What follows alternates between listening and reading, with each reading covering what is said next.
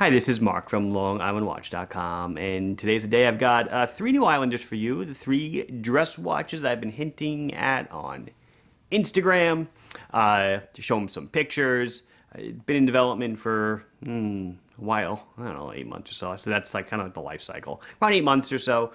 Like I said, I got three varieties to show you. I will come out with more in the future. Right now, these are the three that are coming out. There's a black dial, a blue dial, and a gray, slate, anthracite, whatever you want to call it, dial. I already have a dress watch, so this would be the second version of a dress watch. This is that 40 millimeter Islander with the pinstripe dial. ISL 32 and 33 do it in a blue dial also.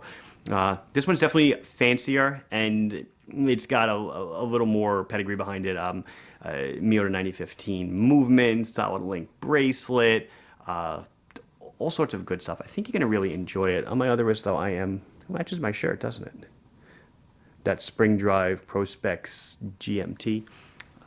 So light, so comfy. I guess that's it. Let's check these guys out. So here we go. As I said, I got three dial colors for you. I've got black, I've got this kind of gray anthracite in a sunburst, and I have the blue in a sunburst. My methodology on picking dial colors here was I went with the matte dial on the black and a smooth bezel, and then on the two sunburst dials, I thought fluted was kind of more the order of the day, and of course a nice shiny link bracelet, polished center link. All of them, as usual, pretty much the same, just differing in the color, and in this case in the bezel. So this is the Islander automatic dress watch with sapphire crystal. You know my part numbers now. By now, ISL like 36, 38, and 39. 37, I think, was skipped. Maybe 37's in here. Whatever. I planned on making four colors originally, but only came out with three. The fourth one, I'm kind of still going through Pantones. Anyway, so they're all powered by a Miyota 9015 movement. So this is my first watch with the 9015. And the 9015, even unmodified, is actually not a horrible looking movement. Being a Miyota, it's a unidirectional winder, but what you get with the 9015 is 20,800 beats per hour. So you have a super smooth moving seconds hand. So the seconds hand is ticking at 8 times per second compared to your other NH movements that are in most of the other Islanders that ticks at 6 times a second. So it's a much more smoother, much more fluid seconds hand. And the Miyota 15 is really just being considered now one of the top watch movements for the more affordable range of watches. I said it in a video I just did, just released recently with TGV, that I'm finding more and more people in the know will choose the Miyota over the Swiss movements. So that's a very interesting kind of shift to me. Anyway, let's go over the size. Oh, let's look at it first, right? So you can definitely look at it and say, wow, it looks like a Sarb. It's very similar to a Sarb. I jokingly refer to it as the Salex. Other people have called it so far the Datelander or the Islander just. But it is a Sarb-esque case in size and in geometry. It is thinner because the 9015 is thinner than the 6R15. So I pulled it in even more by about half a millimeter. Where was I going? Oh, and then on the dial cues, I went with more of a Datejust vibe, something that I enjoyed. Something that I like wearing when I wear my dad's 36 millimeter Datejust. I kind of just like all the boxy and the rectangular hands and the indices. So we were at 38 millimeters in diameter, okay? We are just 11 millimeters thick. Isn't that nice? Real 11. Awesome. We're 44 and a half on the lug tip to lug tip. I did weigh it. It's 123 grams. Nice solid link bracelet. Let's keep going though. So AR sapphire crystal. The back crystal is also sapphire. I mentioned this in a prior video. You know, all the Islanders with exhibition case backs, the back is also sapphire. 20 millimeter lug. Solid endlink, solid link with screws, of course. Where are the screws? Oh, here they are. Screws.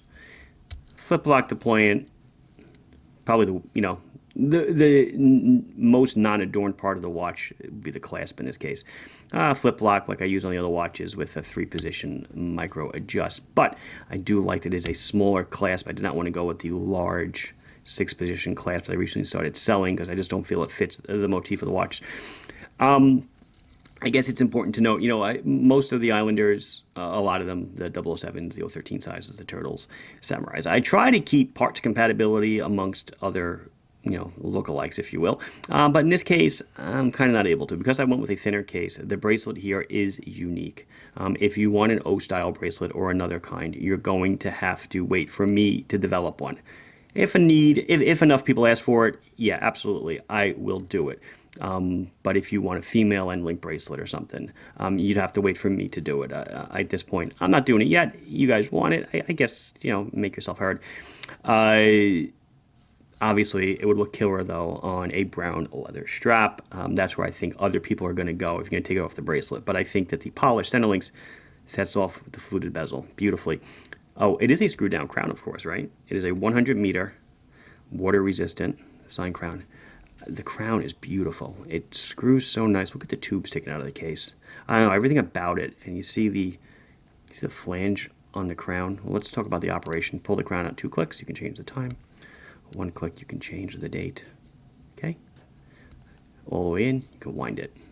Hand winds, hacking, 40 hours of power reserve, whatever. But when you push it in and turn it, it's like that little flange just disappears into the watch. Ah, perfect. We do have Lume. We have C3 Super Lume on the hands. And what do they call it? Kit Kat at the 12? The Kit Kat indices. You will notice the Islander logo has now been applied. For all those clamoring for an applied logo, are you happy? Does it look good? I think it looks pretty darn good. I think the watch is beautiful. And let's look at the movement real quick and the case back. Again, it's undecorated, but the movement is actually not too bad to look at without makeup on. It really looks nice. It is a 24 jewel 9015. Sapphire 100 meters Islander. I did actually etch 9015 on it. I thought it was kind of cool to do. And then, of course, my logo. Didn't go with drilled lugs. Did not. Could you swap a smooth bezel on here? Yeah, you could. You'd have to buy it from me, which I'm not selling them yet, but I guess I probably will do it, much like I'm going to do the parts for the Seiko 5 dress KXs. This is pretty much the same thing. I'll do something like that, but this is the way I'm offering it. Price. We didn't get into price. $349 on this guy, on all of them. Okay, $349. I went back and forth on pricing a lot. This is kind of where I wanted to go. Crazy what SARBs are going for now on the used market, or excuse me, the new market. Yeah, I saw on Amazon or something, they were like $2,000 or something crazy like that. That's insane.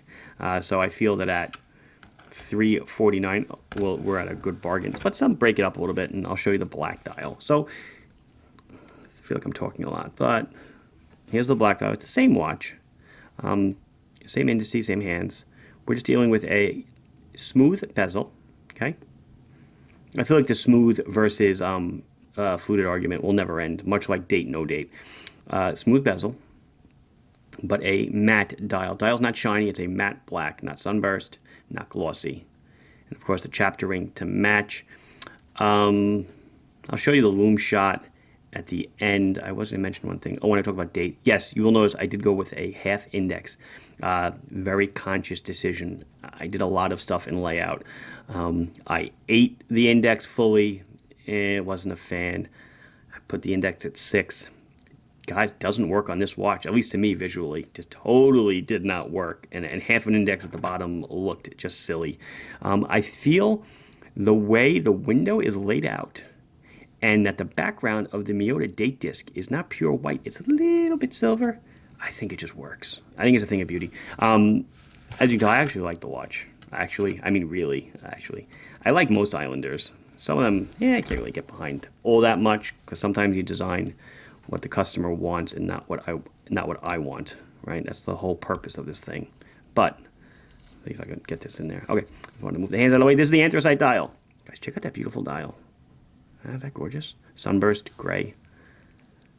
Contrasting the silver with the logo, the applied logo, the automatic writing. Really, really slick.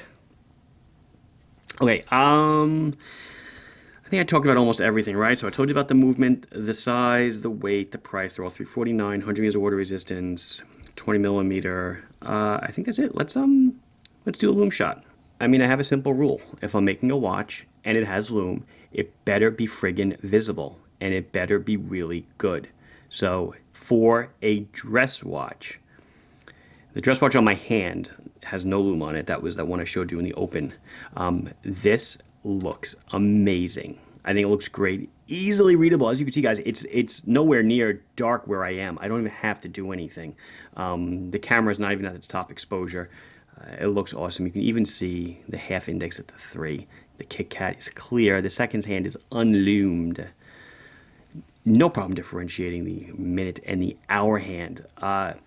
This is perfection, I feel, in lume land. So I do have to take it off to take off this watch to put this one on. But you'll see this guy is 40 and this is 38.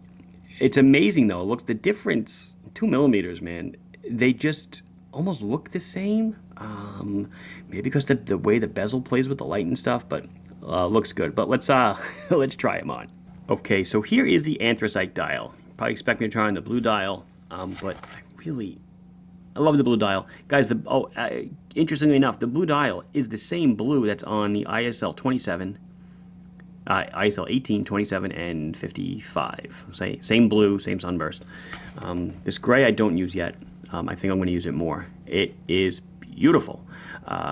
Looks great. Here's the bracelet. Here I am on a 6 3/4 inch wrist, so plenty of room for you to size it. Tip to tip is 44.5, so it fits like a dream. Curves down beautifully above the wrist, above the bone, below the bone. It does not matter. I always say it looks awesome. I really mean it. I don't know. I'm kind of proud of it. It looks great. It fits. It's extremely comfortable. It's good weight, good heft, thin. I don't know, a lot of stuff to like about this, and I feel very competitively priced. And I think, yeah, I think that's going to do it. This has been Mark from LongIslandWatch.com showing you my latest Islander release. What's coming up? Well, you're seeing this probably the last day of January.